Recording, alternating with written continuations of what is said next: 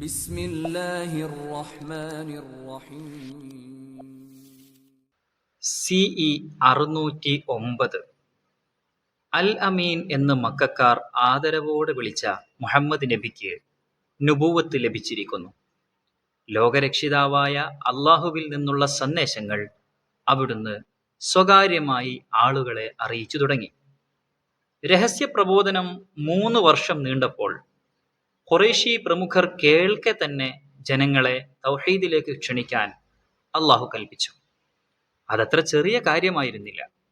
നബി സല്ലല്ലാഹു അലൈഹി വസല്ലമ തങ്ങൾ പറയുന്ന ശക്തമായ ആശയങ്ങൾ ജനങ്ങൾ സ്വീകരിച്ചാൽ തങ്ങളുടെ എല്ലാ അധികാരങ്ങളും സുഖങ്ങളും നഷ്ടപ്പെടുമെന്ന് ഖുറൈശി പ്രമാണിമാർ തിരിച്ചറിഞ്ഞു. നബി സല്ലല്ലാഹു അലൈഹി വസല്ലമയെയും വിശ്വസിക്കുന്നവരെയും അവർ ഭീഷണിപ്പെടുത്താനും ഉപദ്രവിക്കാനും തുടങ്ങി. വിശ്വാസികളുടെ ജീവിതം വലിയ പ്രയാസത്തിലായി. മർദ്ദനം അസഹ്യമായപ്പോൾ അവരിൽ ചിലരോട് ആഫ്രിക്കയിലെ അബിസീനിയയിലേക്ക് പോയിക്കൊള്ളാൻ തിരുനബി സല്ലല്ലാഹു അലൈഹി വസല്ലമ പറഞ്ഞു. 14 പേർ നാടുവിട്ടു. ഏതാനും മാസം കഴിഞ്ഞ് അവർ തിരിച്ചു വന്നപ്പോൾ ഉപദ്രവം കൂടുതൽ ശക്തമായിരുന്നു. അടുത്ത തവണ 100ഓളം പേരാണ് നജാശി രാജാവ് ഭരിക്കുന്ന ഹബിഷ അഥവാ ഇന്നത്തെ എത്യോപ്യ എന്ന നാട്ടിലേക്ക് രക്ഷ തേടിപ്പോയത്. ആകെ വിശ്വസിച്ചവരിൽ നല്ലൊരു ഭാഗം ആളുകൾ തന്നെ. കാരണം അത്ര അസഹനീയമായിരുന്നു മക്കയിൽ മുസ്ലിമായി ജീവിക്കുക എന്നത്.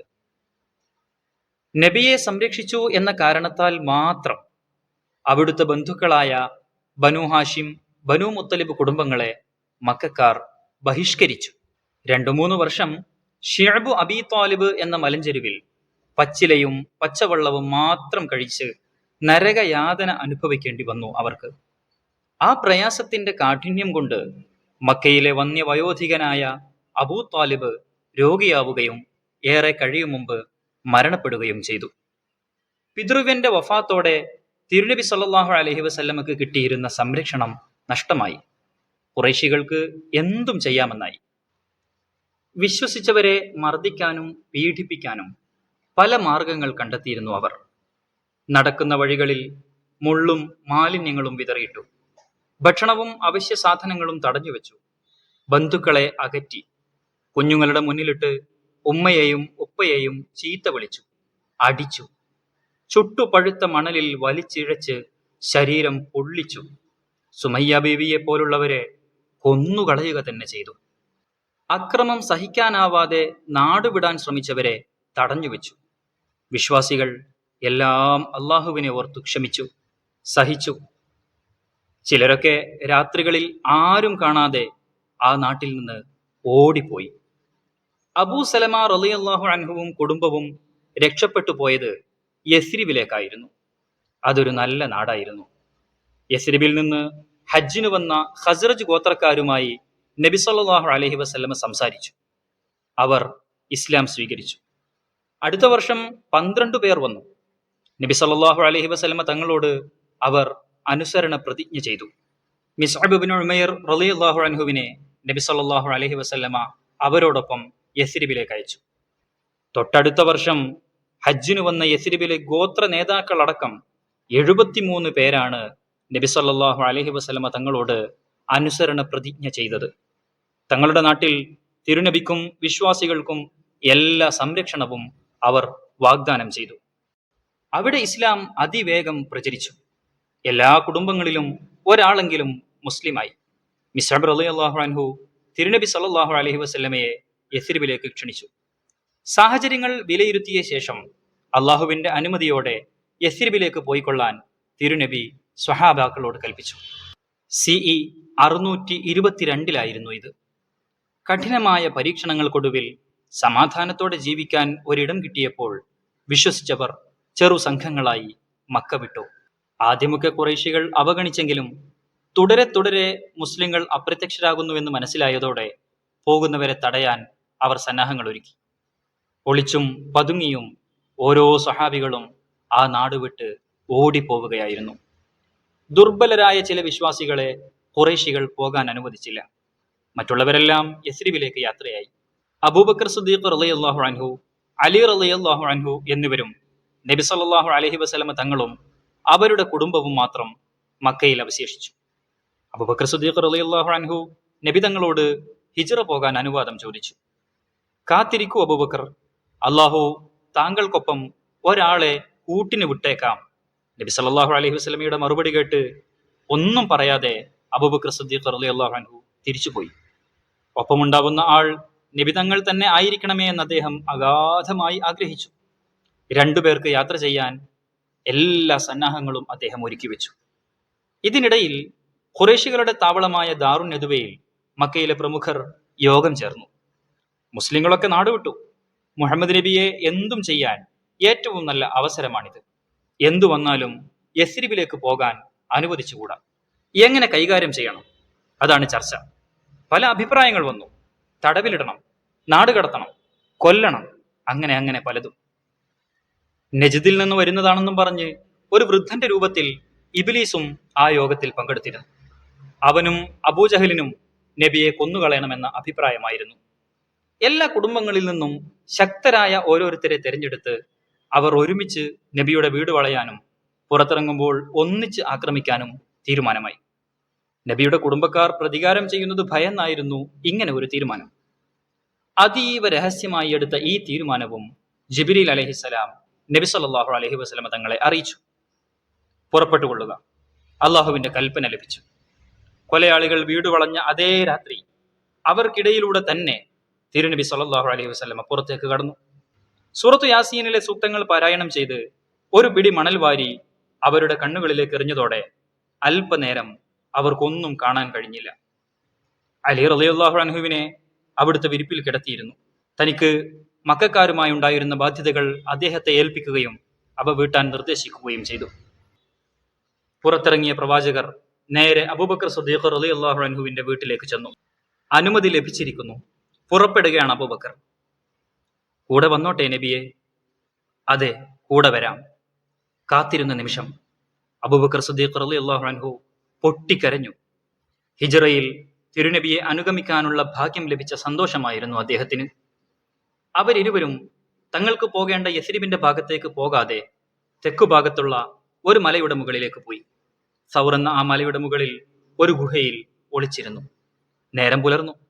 വിരിപ്പിൽ നിന്ന് അലി റളിയല്ലാഹു അൻഹു എഴുന്നേറ്റ് വന്നതോടെ തങ്ങൾ കബളിപ്പിക്കപ്പെട്ടു എന്ന് നബിയെ കൊല ചെയ്യാൻ വന്ന ഖുറൈശികൾക്ക് മനസ്സിലായി. അവർ വിരളി പൂണ്ടു. നാലുപാടും തിരഞ്ഞു നടന്നു. അബൂബക്കർ സിദ്ദീഖ് റളിയല്ലാഹു അൻഹുവിന്റെ വീട്ടിലെത്തി അന്വേഷിച്ചു. മകൾ അസ്മാ ബീവിയെ അടിച്ചു പരിക്കേൽപ്പിച്ചു. എല്ലാ വഴികളും അന്വേഷിക്കാൻ ആളെ വിട്ടു. കണ്ടുപിടിച്ചു കൊണ്ടുവരുന്നവർക്ക് വലിയ സമ്മാനങ്ങൾ പ്രഖ്യാപിച്ചു. ഖുറൈശി യുവാക്കൾ മക്കയിലാകെ ഓടി നടന്ന് അന്വേഷിച്ചു. ചിലർ സൗർ ഗുഹയുടെ സമീപത്തും എത്തി. എന്നാൽ അള്ളാഹുവിന്റെ വലിയ സംരക്ഷണ വലയത്തിൽ നിന്ന് അന്ത്യപ്രവാചകരെയും അനുചരനെയും കണ്ടെത്താൻ അവർക്ക് സാധിച്ചില്ല. 3 ദിവസം അവർ അവിടെ തന്നെ കഴിഞ്ഞു. അബൂബക്കർ സിദ്ദീഖ് റളിയല്ലാഹു അൻഹുവിന്റെ മകൾ അസ്മാ ബീവി അവർക്ക് ഭക്ഷണം എത്തിച്ചു കൊണ്ടിരുന്നു. മകൻ അബ്ദുള്ള നാട്ടിലെ സാഹചര്യങ്ങൾ കൃത്യമായി അറിയിച്ചു കൊണ്ടിരുന്നു. ഇടയൻ ആമിർ ഇബ്നു ഫുഹൈറ ആടുകളുമായി വന്ന് പാൽ കൊടുക്കുകയും മനുഷ്യരുടെ കാൽപ്പാടുകൾ മായ്ച്ചു കളയുകയും ചെയ്തു. സാധ്യമായത്ര കൃത്യമായ ആസൂത്രണം. അതിനുമേൽ അള്ളാഹുവിന്റെ മുറിയാത്ത ശ്രദ്ധയും സഹായവും. അവർ സുരക്ഷിതരായിരുന്നു. തങ്ങൾക്ക് വഴികാട്ടാൻ അവിശ്വാസിയായ അബ്ദുല്ലാഹിബ്നു അരീഖത്തിനെ അബൂബക്കർ സിദ്ദീഖ് റളിയല്ലാഹു അൻഹു ഏർപ്പാട് ചെയ്തിരുന്നു. അദ്ദേഹത്തിന്റെ നിർദ്ദേശമനുസരിച്ച് അവർ സൗർ ഗുഹയിൽ നിന്ന് യസ്രിബിലേക്കുള്ള യാത്ര ആരംഭിച്ചു. അന്ന് അവിശ്വാസിയായിരുന്ന സുറാഖത്ത് ബിൻ മാലിക് അവരെ കണ്ടെങ്കിലും നബിയുടെ പ്രാർത്ഥന ഭയന്ന് അദ്ദേഹം അതാരെയും അറിയിച്ചില്ല. സത്യനായകർ മുന്നോട്ടുപോയി. അവർ കടന്നുപോയ വഴികൾ ചരിത്രമായി. അതിലെ മണൽത്തരികൾ പോലും രോമാഞ്ചമണിഞ്ഞു. മരുഭൂമിയിൽ ഭർത്താവിനൊപ്പം ഒറ്റയ്ക്ക് താമസിച്ചിരുന്ന ഉമ്മു മഅബദ് എന്ന സ്ത്രീയും അവരുടെ മെലിഞ്ഞൊട്ടിയ ആടും വരെ ചരിത്രത്തിൽ സ്ഥിര പ്രതിഷ്ഠ നേടി. കാരണം മുത്തുനബി സല്ലല്ലാഹു അലൈഹി വസല്ലമ തങ്ങളുടെ ജീവിതത്തിലെ അത്രമേൽ പ്രധാനപ്പെട്ട ഒരു സംഭവത്തിന്റെ സാക്ഷികളായി എന്നതു മാത്രം. യാത്ര തുടരുകയാണ്. 4 ദിവസത്തോളം യാത്ര നീണ്ടു. പുറപ്പെട്ട വിവരം അറിഞ്ഞതു മുതൽ യസ്രിബ് ഉത്സവ പ്രതീതിയിലാണ്. നട്ടുച്ചവരെ നബി സല്ലല്ലാഹു അലൈഹി വസല്ലമ തങ്ങളെ പ്രതീക്ഷിച്ചിരിക്കും. എത്തിയിട്ടില്ലെന്ന് ഉറപ്പാകുമ്പോൾ തിരിച്ചു പോകും. തിങ്കളാഴ്ച ദിവസം പതിവ് പോലെ അന്നും അവർ കാത്തിരുന്നു. ഉച്ചയോടെ വീടുകളിലേക്ക് മടങ്ങിപ്പോയി. ജൂതനായ ഒരു വ്യക്തി മാത്രം പോയില്ല. അദ്ദേഹം കണ്ടു, നട്ടുച്ചക്ക് ഒരു സൂര്യോദയം പോലെ ഖാത്തിമുൽ മുർസലീൻ തന്റെ സന്തത സഹചാരിയുടെ കൂടെ യസ്രിബിൽ പ്രത്യക്ഷപ്പെടുന്നു. അയാൾ ആർത്തു വിളിച്ചു. നാട്ടുകാർ ഓടിക്കൂടി. ത്വലഅൽ ബദറു പാടി തങ്ങളുടെ സ്നേഹഭാചനത്തെ ആവേശപൂർവ്വം അവർ സ്വീകരിച്ചു. യസ്രിബ് മദീനത്തുർ റസൂലായി, പ്രവാചകരുടെ പട്ടണം. വെറും മദീനയല്ല, തിരുനബിയാൽ പ്രശോഭിതമായ അൽ മദീനത്തുൽ മുനവ്വറ. മദീനയിലെ ഓരോ വീടും തിരുനബിയെ സ്വാഗതം ചെയ്തു. തങ്ങളുടെ ഭവനം അനുഗ്രഹീതമാവാൻ അവരോരോരുത്തരും അതിയായി ആഗ്രഹിച്ചു. അവിടുത്തെ ജനസംഖ്യയുടെ 1/4 മാത്രമേ അന്ന് മുസ്ലിങ്ങളായിട്ടുണ്ടായിരുന്നുള്ളൂ. പക്ഷേ അവരുടെ എല്ലാവരുടെയും സർവാധികാരിയായ നേതാവായി തീർന്നു പരിശുദ്ധ പ്രവാചകർ മുഹമ്മദ് മുസ്തഫ സല്ലല്ലാഹു അലൈഹി വസല്ലം. സ്വന്തം നാടും വീടും സമ്പത്തും ജോലിയും എല്ലാം ഉപേക്ഷിച്ച് തങ്ങളുടെ നാട്ടിലേക്ക് അഭയാർത്ഥികളായി വന്ന മക്കക്കാർ മുഹാജിറുകൾ എന്നറിയപ്പെട്ടു. മദീനക്കാർ ഏറെ സന്തോഷത്തോടെ അവരെ സ്വീകരിച്ചു. അവർക്ക് വേണ്ടതെല്ലാം നൽകി ചേർത്തു പിടിച്ചു. തങ്ങളുടെ സമ്പത്ത് പകുത്തു നൽകി, ജോലി കൊടുത്തു, വീട്ടിലെ ഒരംഗമായി സ്വീകരിച്ചു. സ്വന്തവും ബന്ധവുമില്ലാതെ അനാഥരായി പോകുമായിരുന്നവരെ ഒരൊറ്റപ്പെടലിനും വിട്ടുകൊടുക്കാതെ കൂടെ കൂട്ടി. അതുല്യമായ മാതൃക, ആർക്കും അനുകരിക്കാനാവാത്ത സ്നേഹവായ്പ്. അതിലൂടെ അവർ അൻസാറുകൾ എന്ന വലിയ സ്ഥാനപ്പേര് നേടി. മക്കയിൽ നിന്ന് വന്ന മുഹാജിറുകളും മദീനയിൽ അവരെ സ്വീകരിച്ച അൻസാറുകളും ഒരുപോലെ അള്ളാഹുവിന്റെ പ്രശംസകൾക്ക് പാത്രമായി. പീഡന പർവ്വങ്ങളുടെ വ്യാഴവട്ടത്തിന് ശേഷം സമാധാനപൂർണമായ ജീവിതം മുസ്ലിങ്ങൾക്ക് സാധ്യമായി. മക്കയിലേതിൽ നിന്നും തികച്ചും വ്യത്യസ്തമായിരുന്നു മദീന കാലം.